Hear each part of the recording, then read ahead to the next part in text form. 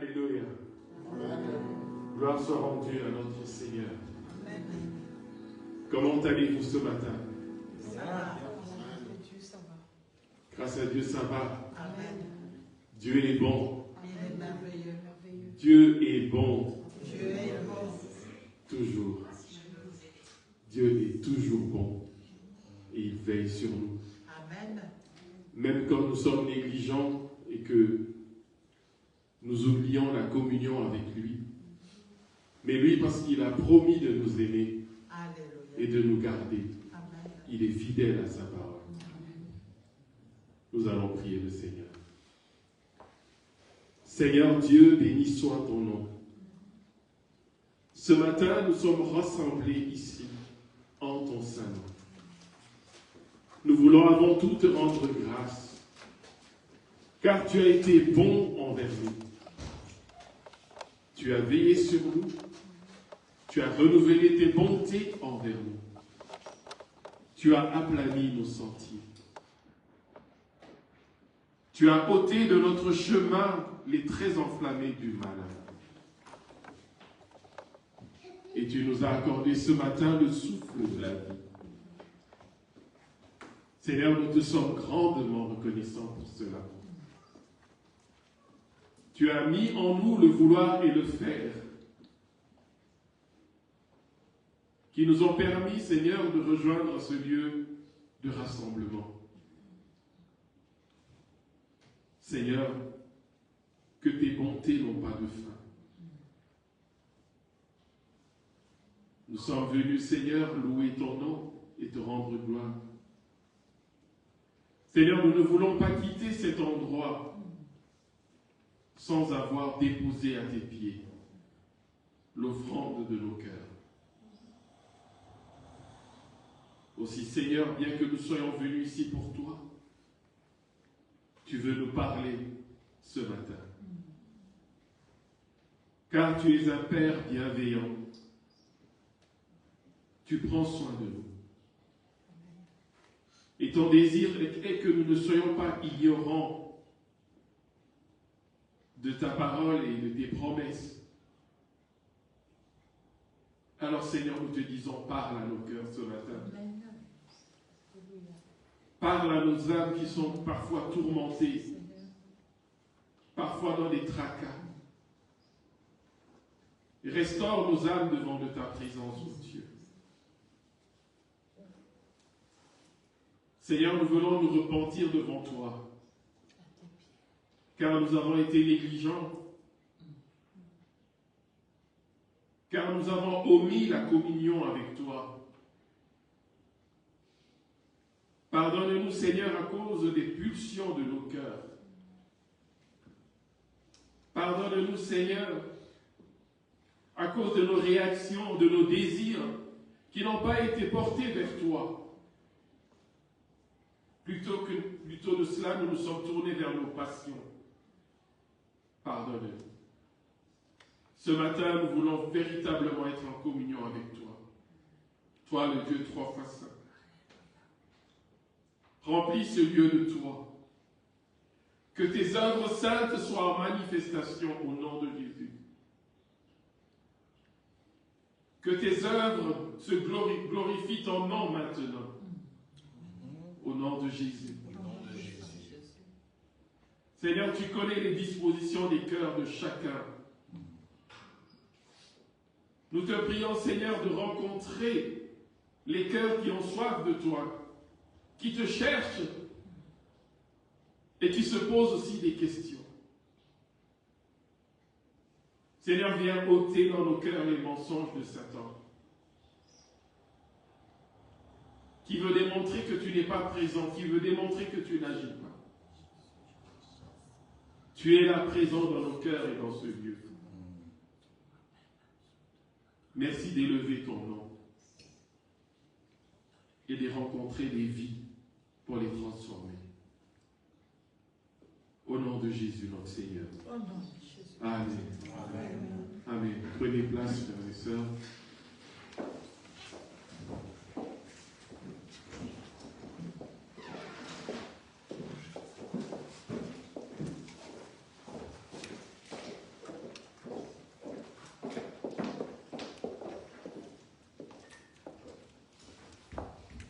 je puis tout par celui qui me fortifie. Je puis tout par celui qui me fortifie. La prédication de ce dimanche matin est basée sur une parole puissante et souvent citée par nous. Je puis tout par celui qui me fortifie. Nous le citons souvent quand nous sommes dans le pétrin, quand nous voulons accomplir quelque chose ou gagner quelque chose et que nous nous sentons dans la faiblesse. Alors pour nous donner du courage, c'est une parole que nous connaissons, n'est-ce pas? Je puis tout par celui qui me fortifie. Philippiens chapitre 4, verset 13. Ce verset est court, il est très court, mais il contient une profondeur immense. Et pourtant, il est souvent aussi mal compris. Alors prenons le temps de le replacer dans son contexte pour en saisir toute la richesse. L'apôtre Paul écrit cette lettre alors qu'il est en prison à Rome. Ce n'est pas un homme libre qui écrit cette lettre. Ce n'est pas un homme qui est dans le confort qui écrit cette lettre. Ce n'est pas un homme qui est dans une réussite visible, palpable, qui écrit ces mots. Et pourtant, il parle encore de force, de capacité et de contentement. Quelques versets avant, au verset 11, il dit « Ce n'est pas en vue de mes besoins que je dis cela, car j'ai appris à être content de l'état où je me trouve. » Amen. Voilà le contexte réel de celui qui écrit « Je puis tout par celui qui me fortifie ». Ce n'est pas une déclaration de puissance humaine illimitée, mais c'est une confession de la dépendance totale envers Dieu dans toutes les circonstances. Je puis tout, mais de quoi exactement? Quand l'apôtre Paul dit « Je puis tout », il ne parle pas de faire ce qu'il veut, de faire tout ce qu'il veut. Par exemple, de devenir riche et très riche. Il ne parle pas de réussir tous ses projets. Il ne parle pas d'éviter les difficultés. Il ne parle pas de sortir de la prison où il se trouve. Mais il parle exactement de ceci. Supporter les épreuves. Rester fidèle dans l'abondance comme dans le manque. Garder la paix, même dans la souffrance. Alléluia. Amen. Voilà de quoi il parle. Je puis tout, mes frères et sœurs, signifie je peux traverser chaque situation sans perdre ma foi. Parce que Christ me donne la force. Alléluia. Je peux traverser chaque situation sans perdre ma foi. Parce que Christ me donne la force. C'est une puissance intérieure. Ce n'est pas une garantie extérieure. C'est une puissance, une force à l'intérieur de nous. Quand nous disons « Je puis tout par celui qui me fortifie ». Par celui qui me fortifie,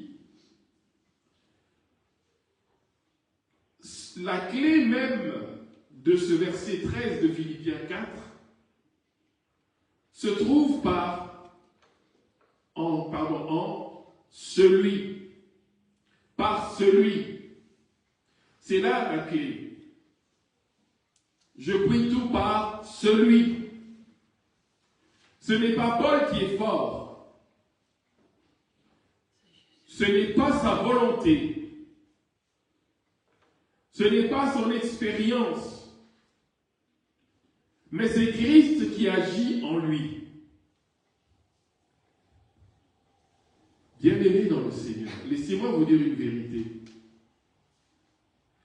La vie chrétienne n'est pas une démonstration de force personnelle.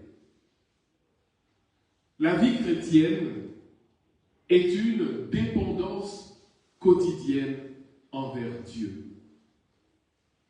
Le Seigneur ne nous demande pas d'être toujours dans une démonstration de force et de puissance.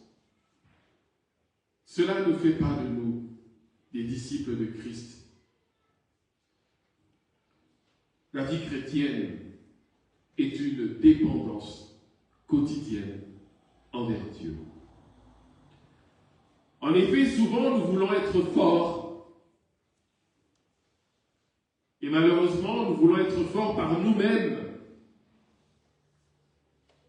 Nous nous disons, ça, je peux le porter moi-même. Ici, je vais m'en sortir moi-même. Nous voulons gérer nos problèmes seuls. Nous voulons porter nos fardeaux seuls, sans aide. Nous voulons prouver que nous sommes capables de faire les choses seuls, d'agir seuls. Mais ce verset nous rappelle une vérité essentielle.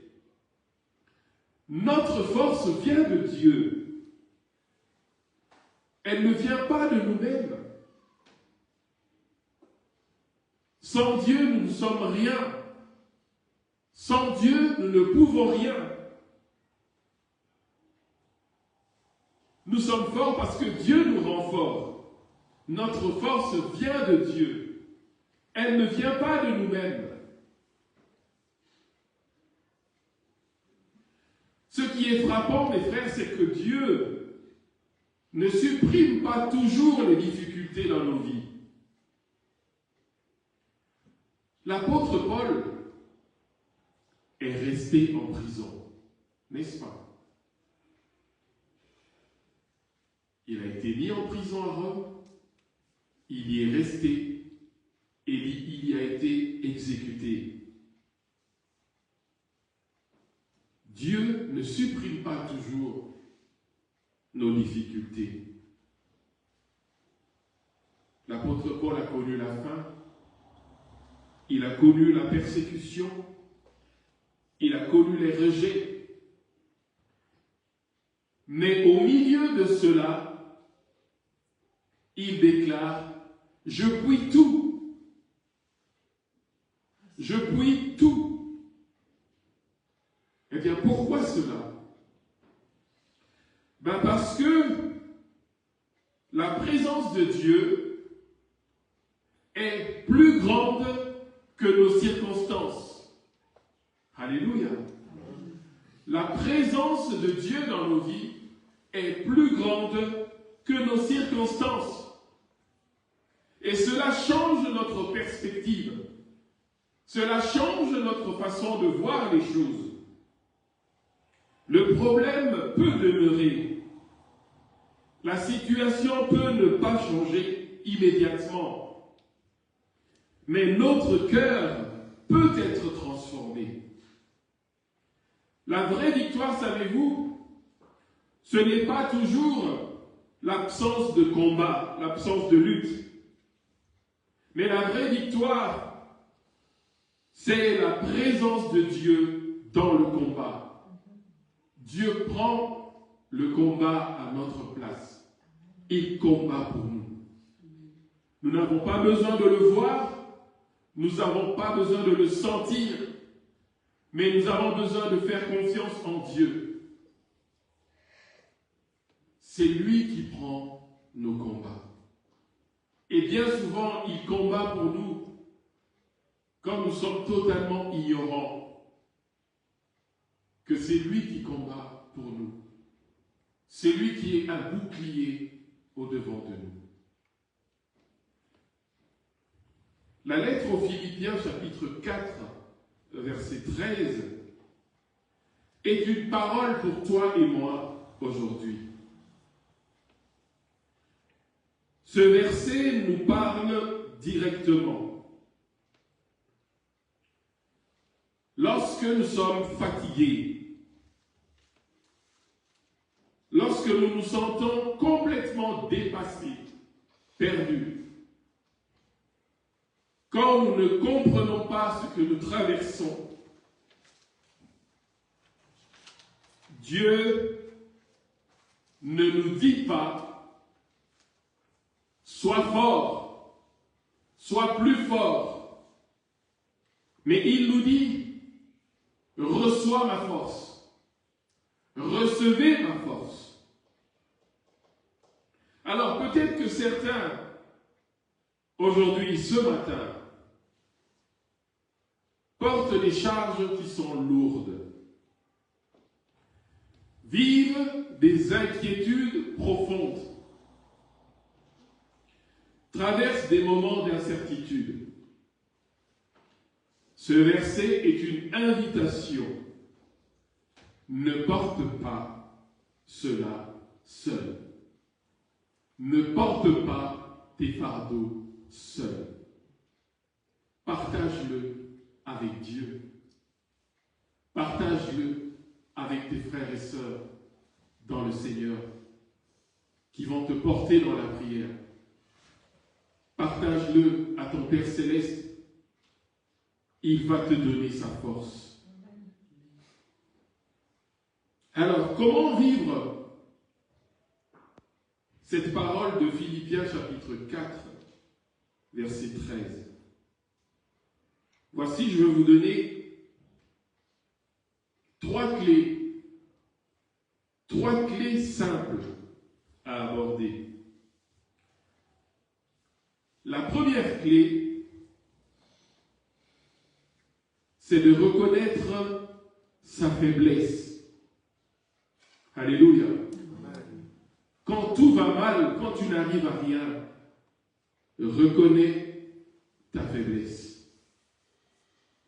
Dieu agit où nous cessons de prétendre que nous sommes suffisants, que nous sommes capables de supporter nous-mêmes. La deuxième clé, se tourner vers Dieu chaque jour, chaque matin. La force de Dieu n'est pas automatique. Alléluia. La force de Dieu n'est pas reçue automatiquement. Elle se reçoit dans la relation avec Dieu. Au plus de temps tu passes avec Dieu, au plus Dieu te communique sa force. Au plus de fois que ta foi grandit, nous avons besoin que notre relation avec Dieu soit solide et quotidienne.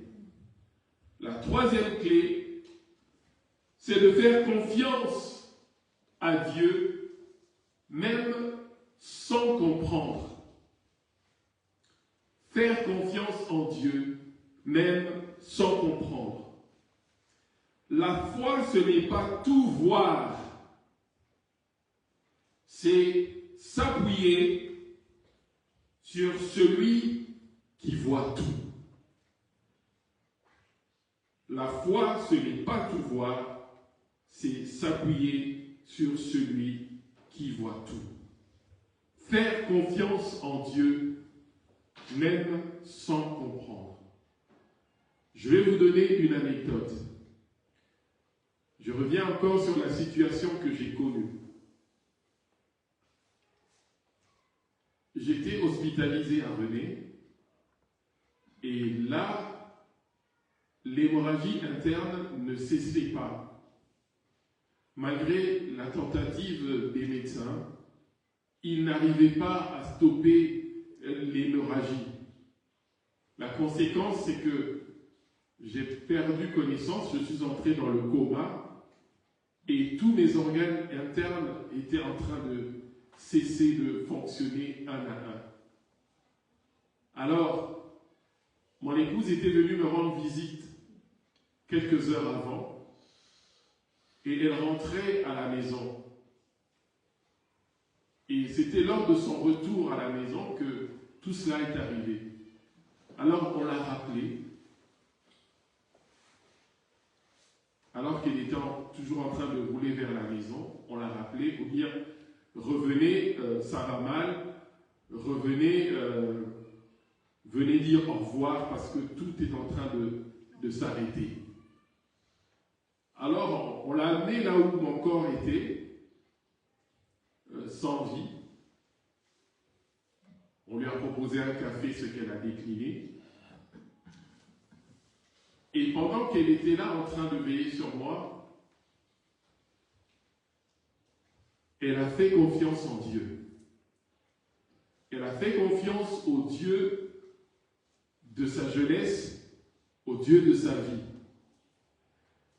Elle s'est écriée, Seigneur, c'est pas comme cela qu'on s'était entendu. Mon mari et moi, nous devons encore continuer à te servir. Et nos enfants sont encore jeunes. Amen. Alors, elle s'est levée, elle a pris son téléphone, elle a appelé les hommes de Dieu, qui lui ont demandé de m'imposer la main. Alors que ce que ses yeux voyaient, c'était le désespoir. Il n'y avait plus rien à faire. Les médecins avaient tout tenté. Elle m'a imposé la main, elle a proclamé la vie, ensemble avec les hommes de Dieu qui priaient en ligne, en vidéo avec elle. Et après qu'ils aient cessé de prier, elle s'est réassise, continuant à me veiller, mais tout en faisant confiance en Dieu. Que Dieu pouvait faire infiniment au-delà. Et le plus merveilleux, c'est qu'elle n'a pas douté, elle n'a pas tremblé, alors qu'elle avait tout pour tomber dans la panique. Elle a fait confiance en Dieu, même si elle ne comprenait pas le comment on allait sortir de cette situation. Et là, un médecin qui n'avait pas fait partie de l'équipe qui m'avait soigné, est arrivé là où elle se trouvait, là où mon corps résidait, et il lui a demandé ce qui se passait. Elle a expliqué. Et alors ce médecin lui fait une proposition. Est-ce que vous seriez d'accord de signer pour qu'on le transfère à l'hôpital de Gand? Parce que là-bas, ils ont plus de matériel et beaucoup plus de compétences. C'est qu'elle acceptera sans sourciller et on me transférera à Gand. Et le reste, c'est de l'histoire, c'est-à-dire que à Gand, je resterai quand même dans le coma, mais là-bas à Gand, je reviendrai à la conscience et je me tiens encore devant vous ce matin. Alléluia. Gloire à notre Seigneur. Si elle n'avait pas pris une photo de moi, dans l'état où je me trouvais, je n'aurais jamais réalisé que j'étais parti. Quand j'ai vu cette photo, ça m'a fait froid dans le dos. Et j'ai regardé mon épouse, j'ai dit, mais comment tu as pu manifester une foi aussi forte et que tu n'as pas tremblé? Elle a dit, le Seigneur ne m'avait pas promis que je serais veuve à mon âge.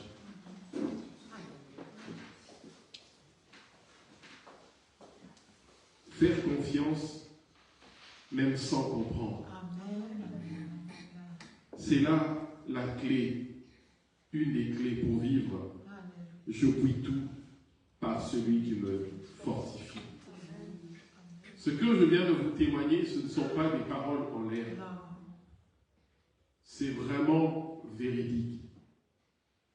Et quand je suis sorti du coma, on m'avait diagnostiqué qu'il me faudra plus de 6 mois avant de pouvoir parler, avant de pouvoir être pleinement conscient de mon environnement, avant de pouvoir parler, manger par moi-même.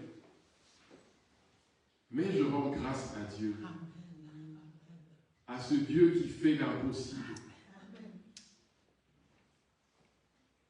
Quand j'ai réouvert les yeux, j'ai directement eu conscience de qui était qui. J'ai reconnu mes enfants, j'ai reconnu mon épouse, j'ai reconnu mes proches. Et je puis directement parler, même si ce n'était pas parfait, même si c'était avec un souffle très court. Je ne pouvais pas parler plus de 5 minutes, par exemple. Mais j'ai pu prononcer des mots.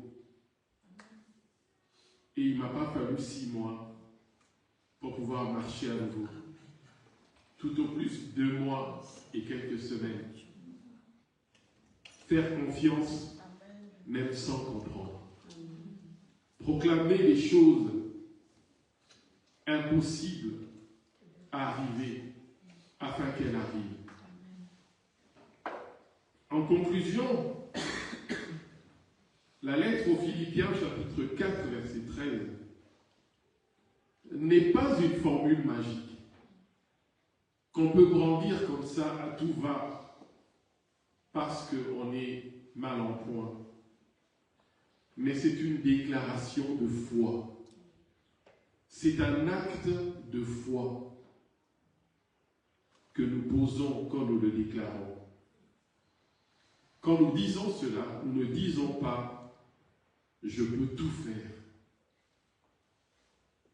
Ce que nous disons, c'est que je peux tout traverser parce que Christ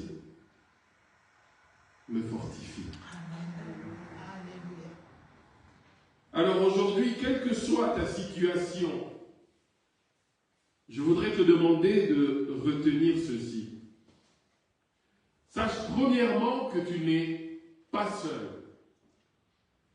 et tu ne seras jamais seul.